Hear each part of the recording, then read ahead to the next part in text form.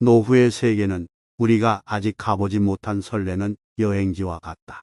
여행지에서 우리는 모든 일상의 단조로움과 책임감에서 벗어나 새로운 문화를 접하게 되고, 오랫동안 내 안에 숨어있던 어린 시절의 모험심이 툭 튀어나오기도 한다. 그리고 전혀 새로운 자신을 만나게 된다. 떠나기 전에는 낯설고 말도 통하지 않는 곳에서 잘 지낼 수 있을까 은근히 걱정도 되지만, 막상 도착해보면 유쾌한 일들과 맛있는 음식, 새로움으로 가득 찬 하루로 피곤해하면서도 또 내일은 어떤 재미있는 일이 벌어질지 설레는 마음으로 잠들게 되는 것이 여행이다.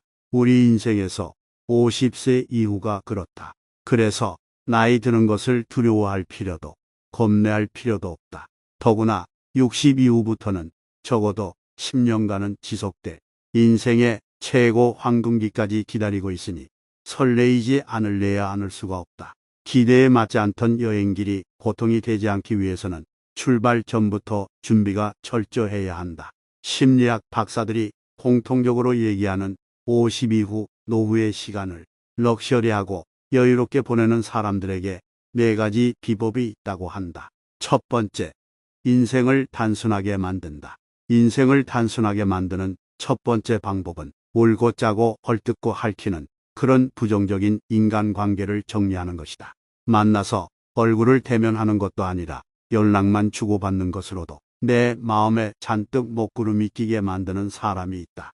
인생이 단순해지려면 무엇보다 마음이 가벼워져야 한다. 가벼운 마음으로 살아가기 위해서는 자꾸 마음을 휘젓고 요동치게 하고 산만하게 만드는 부정적인 인간들과 고인 관계를 잘라내야 하는 것이다. 이것이 내 인생의 정서적 공간을 넉넉하게 만드는 일이다. 살다 보면 한 입을 덮고 사는 배우자와는 물론이고 부모 자식 관계에서도 절친한 친구들과도 오해가 생길 수 있다. 늘 일방적인 것만이 아닌 것이 인간관계니까 내 잘못도 있을 수 있다. 그래서 자기 성찰도 해야 한다.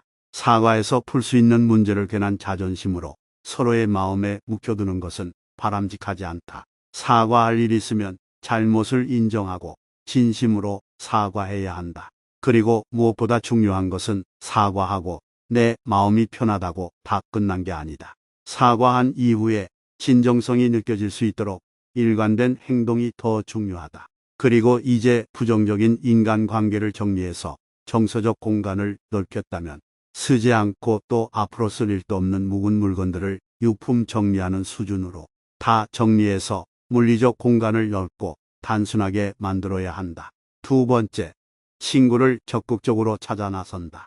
나이 들어 친구 하나 필요 없다고 말하는 사람들이 많지만 그건 친구들과의 관계가 이런저런 이유로 틀어지고 그 관계에서 아주 질렸을 때 나오는 말이다.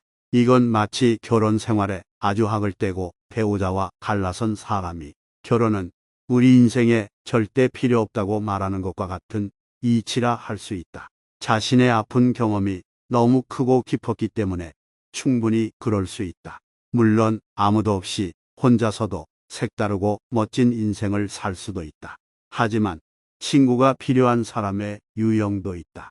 젊어서는 친구들이 그냥 알아서 모였다면 50 이후부터는 자신과 흥미와 관심이 같은 사람들을 적극적으로 찾아 나서는 것도 좋다. 지긋지긋한 얘기하지 말고 같은 취미로 서로 성장하고 발전하기 위해서 이야기를 나눌 수 있는 친구가 있다면 재미를 넘어 삶의 활력이 느껴질 것이 분명하다. 세 번째, 지칠 때 무언가를 결정하지 않는다. 많은 심리학자들에 의하면 지쳐있는 사람은 자신의 습관을 제어하는 능력이 자신도 모르게 크게 떨어진다고 한다. 그러니까 나쁜 버릇이 막 튀어나온다. 피곤하니까 마찬가지로 판단 능력도 떨어지게 된다. 나이가 들면 전보다 쉽게 지치고 피곤해진다. 특히 후배들이 보는 앞에서라면 나이 든 모습을 보여주고 싶지 않아 오버페이스를 하게 된다. 내 몸이 피곤하고 지치면 짜증도 나고 하지 말아야 할 말도 튀어나오기 십상이다. 그리고 급하고 귀찮은 마음에 잘못된 결정을 내릴 수도 있다. 그게 당장 내릴 결정도 아닌데도 그냥 귀찮은 마음에 해치우고 말아버린다. 이러다가 인생 후반전이 고이게 되거나 악몽이 될 수도 있다. 네 번째, 운전대를 내려놓는다. 운전대를 내려놓는다는 것은 차를 타고 갈 때뿐만 아니라 회사에서, 가정에서, 그리고 모임에서도 내 뜻대로 하려고 주장하고 나서고 앞에 서서 끌고 가려고 하기보다는 이젠 한 발 뒤로 물러서서 조용한 협력자의 역할을 한다는 의미도 있다. 중요한 것은 물러선다고 방관자로 살자는 것이 아니다. 의견을 이야기할 때 적극적으로 얘기하되 우리 생각과 달리 결정이 난다고 해도 마음 상하지 않고 일이 잘 되도록 협력하는 자세를 견지하는 것이다. 조용한 협력자는 모두에게 든든한 사람으로 여겨진다.